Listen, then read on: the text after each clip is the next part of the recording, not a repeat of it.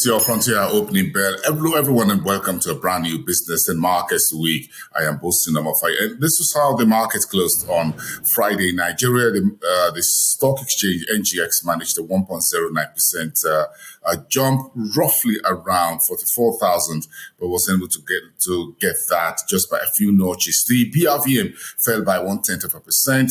The story was different in Kenya, in South Africa, as well as the Egyptian stock market on Sunday, which started the week with a gentle uptick of just 6 basis points.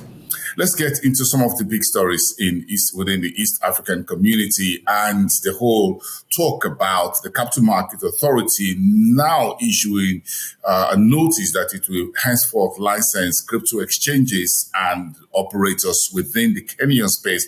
Is the big story everyone is waking up to this Monday morning. So the CMA will now be authorized, looking for laws that will empower it to license and allow anyone else who wants to do business in cryptocurrency regulation, probably widely speaking, in East Africa's largest economy and market. All that on the back of the FTX collapse, bankruptcy in the Bahamas. The US President Joe Biden over the weekend says this is the time for the global regulators to come together to put in place strong regulation around the crypto and Bitcoin trading. All that in the news. The echoes of the collapse of FTX still around the world. Safaricom is set to float a new unit trust fund, which will be dubbed Mali. While Somalia's October inflation was reported at about 6.9% on a year-on-year basis for the month of October, while Uganda's September trade gap widened 49.7% to about $340 million US. Mauritius sold about 3.5 billion Mauritian rupees in 7-day treasury bills at a yield of 2% last week, while Illovo Sugar in Rwanda has launched a new factory and a new package of 1 kilogram of its product into the market. In West Africa, Nigeria, the Debt Management Office announced this morning in Nigeria that it's selling 100 billion naira in Sukuk as a 10-year paper. That was widely reported this morning. The flag of that offering is the first time this year that the Sukuk is being offered. The Nigerian government has been issuing Sukuk for road infrastructure since 2017.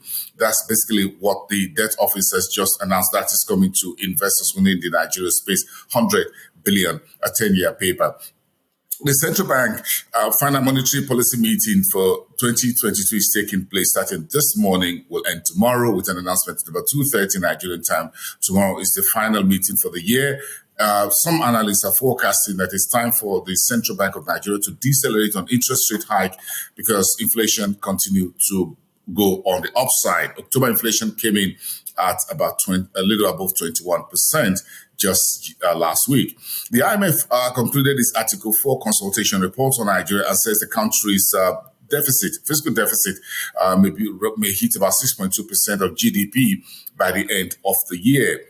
And AFEX, which is an African commodities exchange, which is operating within Nigeria and a few African countries, is looking at Nigeria's rice, maize, and a few other productions to slump by as much as 11.5% this year, while Jumia third quarter gross merchandise value meets estimates. And IMF says it sees Senegal economy rebounding to about 8.3% next year, 8.3%. Congratulations, that's a forecast. Let's see how it goes. Take it all down. Let's look into Southern Africa space for the big stories within the Southern Africa space, starting with Bill Gates, which pledged $7 billion to boost health and agri in Africa, while the Delta Accord in Zimbabwe first half 2022 earnings shows a net income at a historic 40.57 billion Zimbabwean dollars.